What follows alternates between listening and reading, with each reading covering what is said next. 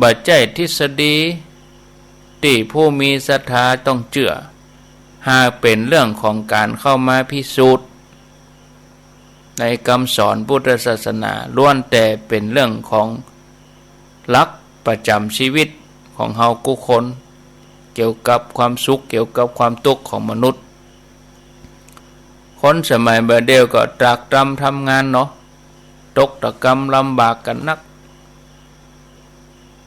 ทุกข์แล้วมีทางเลือกสองทางก็คืออดครวญเฮือจิตล่มจมหรือใคร่ครวญเฮือจิตล่มไปนะศรัทธาญาติโยมเฮาเป็นเจ้าพุทธเฮาจะเอาอย่างไหนเหมาะก็ว่าจะลุกขึ้นมา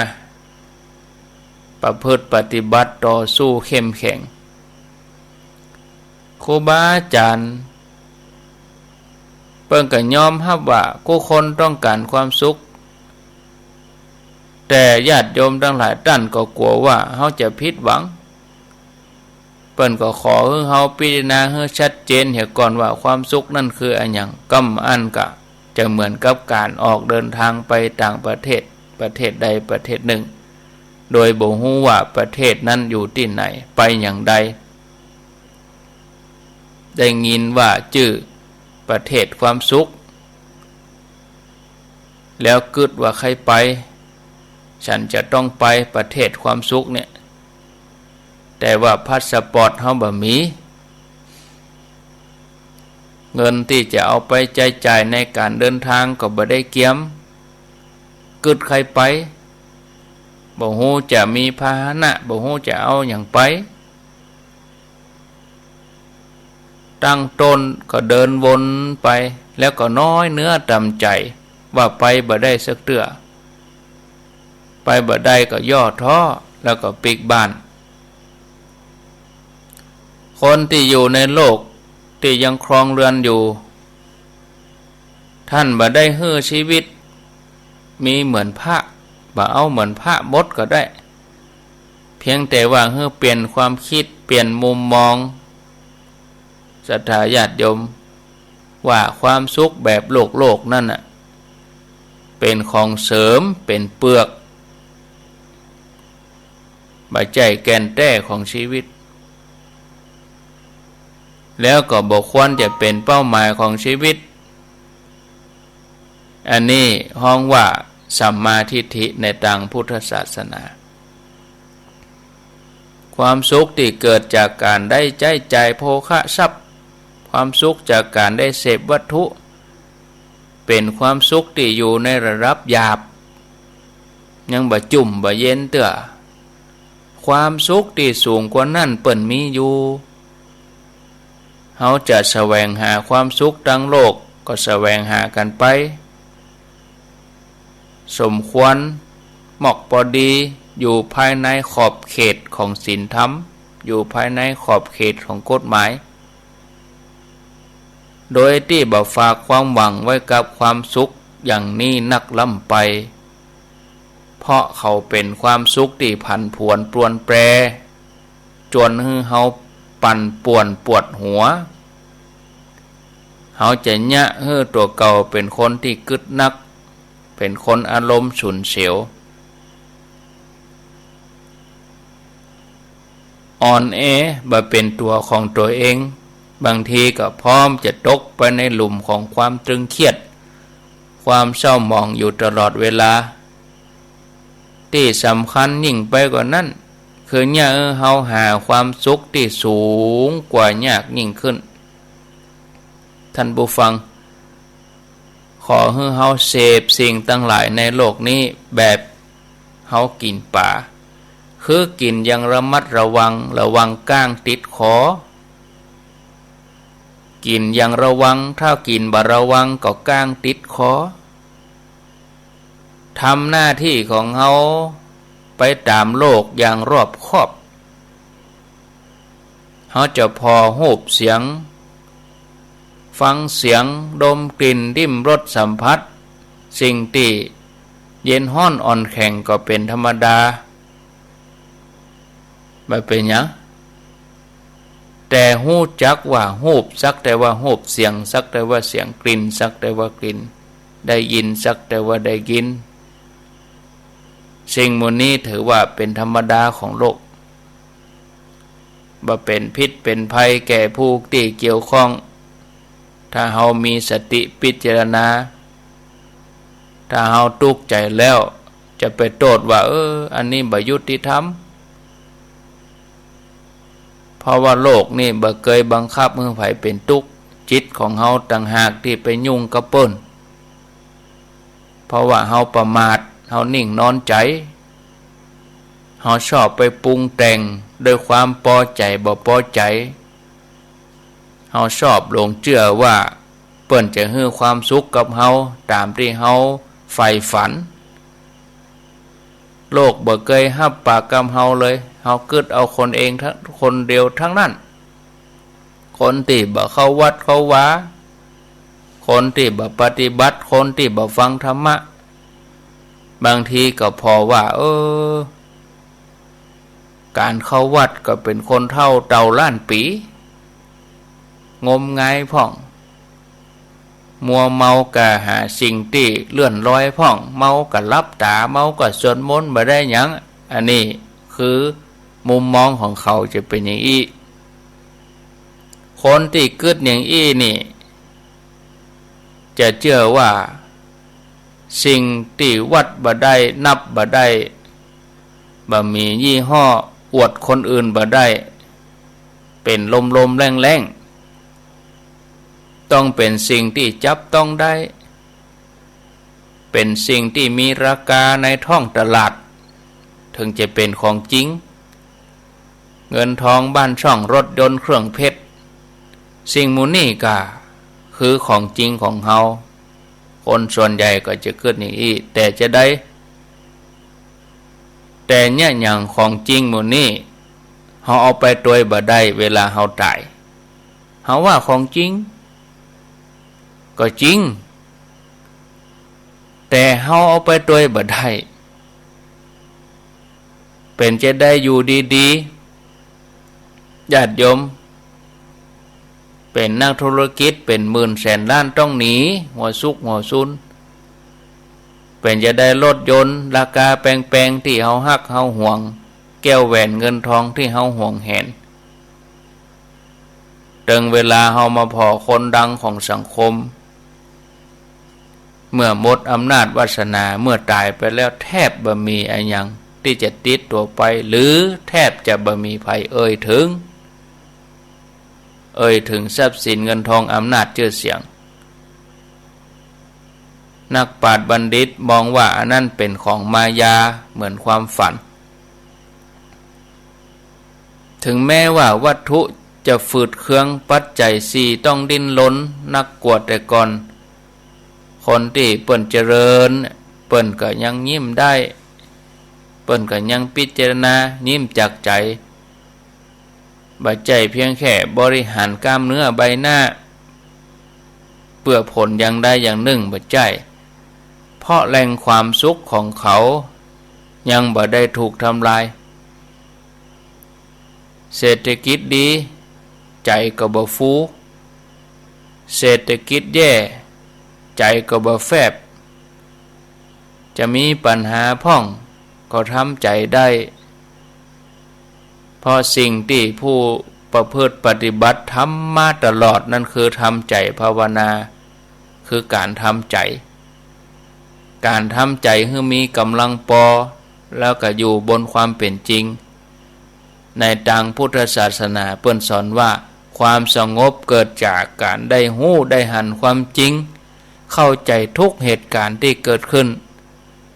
ผู้ปฏิบัติธรรมเปิ้นพยายามสำรวมบ่ให้จิตนั่นเตลิดเปิดเปิงในสิ่งที่บ่น่าปรารถนาบ่ให้มุทะลุก็ว่าปฏิเสธสิ่งที่บ่น่าปรารถนาเพียงแต่ให้เข้าใจความเป็นจริงในสิ่งที่เกิดขึ้นเมื่อรู้ความเป็นจริงก็ยอมรับแล้วบ่ตกเป็นทาสของมันอยู่กับความเป็นจริงปฏิบัติต่อความเป็นจริงทุกขณะบ่กลัวความจริง แล้วก็บ่หันหลังให้ความเป็นจริงเนี่ยศรัทธาญาติโยมเอาไว้เต้าอี้ก่อนเนาะ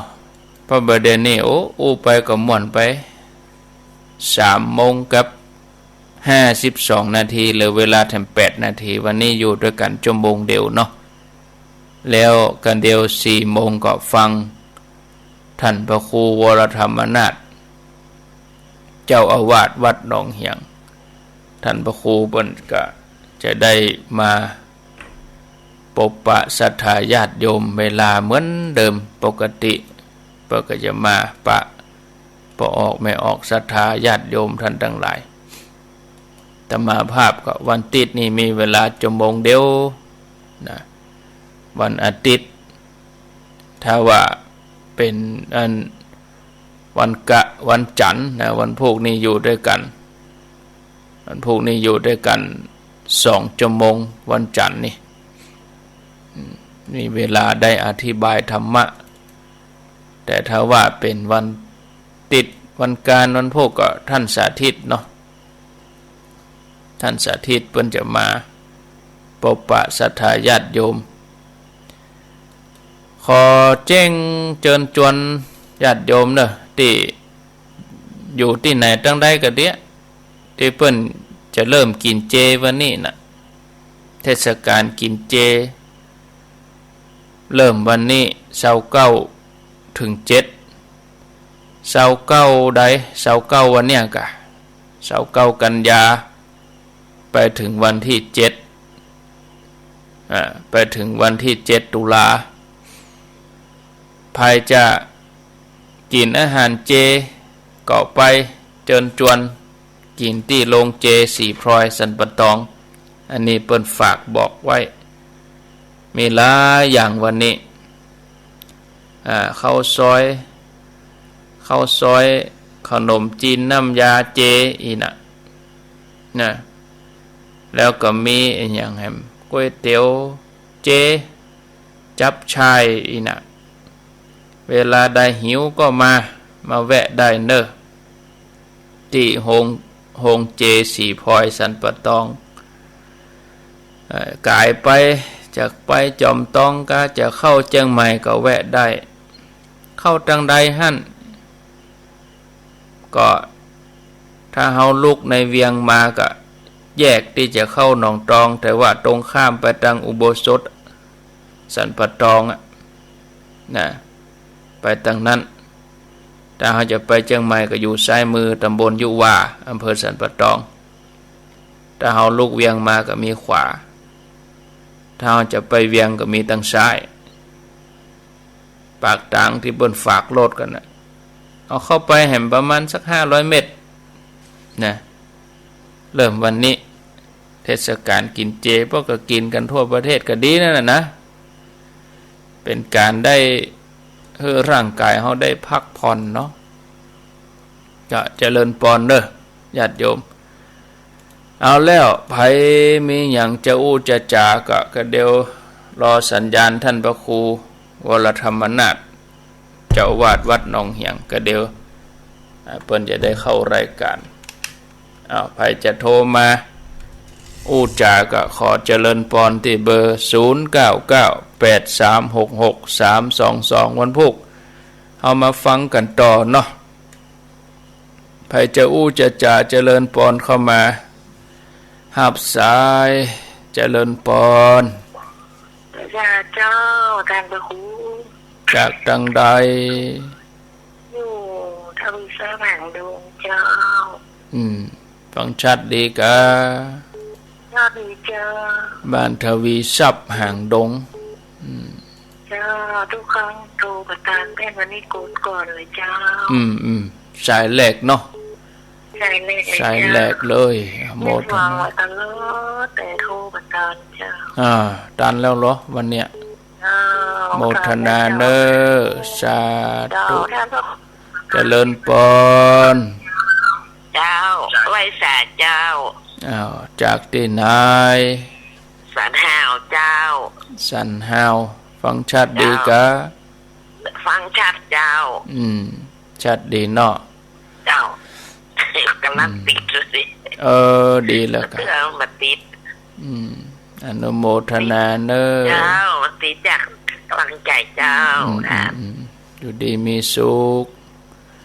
0998366322กรณีอู้จ่าแล้วบางทีอาตมากับมือโวยไปสะเตะเจริญปอนลาแล้วโยมบอกลาไหว้สาแล้วถ้าอู้ต่อเนี่ยบางทีจะบัดดันนะเพราะว่าคือจบสนทนาก็จบถ้าอู้ต่อเนี่ยมันก็จะบัดได้ก็เพราะว่ากดโทรศัพท์ไปบางทีกับมือหม้อไปมีก็เข้ามาเจริญปอนเจ้าไหว้สาเจ้าท่านพระครูจากดังใดตลาดในเมืองนะเจ้าแม่นวลเนาะแม่นวลป่าแดดฟังชัดดีเนาะเจ้า104เจ้าที่ฝ่ายหินกะเจ้าว่าแต่หินโมทนาบรรพกมาปะกันแถมเจ้าโมทนาเจ้าตรงนี้วันตรงนี้เจ้ายินดีเนออยู่ดีมีสุขแม่นวลป่าแดดเจริญปอนไหว้สาเจ้าจากดังใดเวียงกะหลงเจ้าเวียงกะหลงเจ้าได้ยินทีกันนี่เจ้าหนึ่งทีอยู่เวียงกะหลงฮะกะบ้านยังอยู่สันขี้เล็กสันขี้เล็กกะสันขี้เล็กสันขี้เล็กดงป่าซ่านไปตัวกันฮะน่ะเจ้าแล้วก็พูดว่ามาถ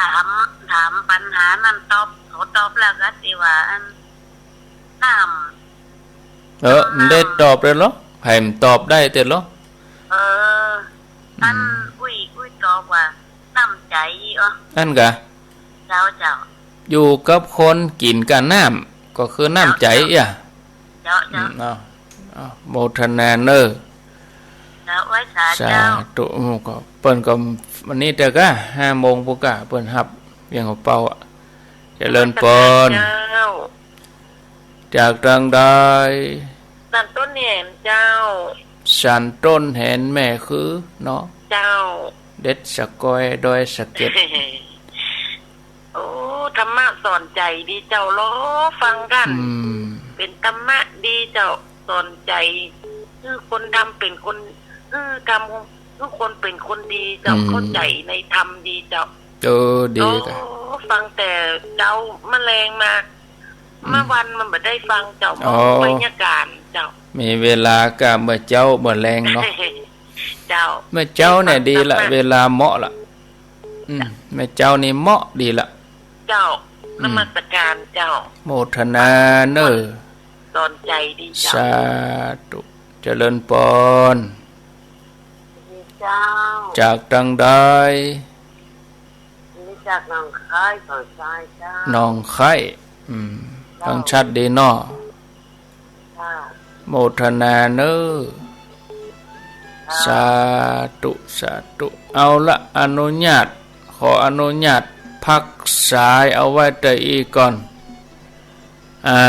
ขอพักฟังท่านพระครูวรธรรมนาถนิมนต์ท่านพระครูต่อเนื่องไปเลยเนอะถ้า96เปิ่นตึกตี 5ท่านพระครูก็เอาเพลงเอาอย่างใส่สักนาที2 นาทีก็ตี 5ไปก็ต่อไปเพราะฝ่ายหินเปิ้นก็ยังฮับอยู่ที่ฝ่ายหิน104นี่เปิ้นฮับตึก6 โมงเนาะแล้วก็เวลา6 โมงถึง7 โมงก็สถานี91ก็ฟังท่านอาจารย์วรรณชัยสถานีอื่นๆก็ฟังต่อไปส่วน96นี่ก็ตี 5ก็เดี๋ยวฟังท่านมหาวิษณุต่อแต่มาลาศรัทธาไปก่อนปะกันแต่ไม่วันพุธอายุวันโนสุขังปราง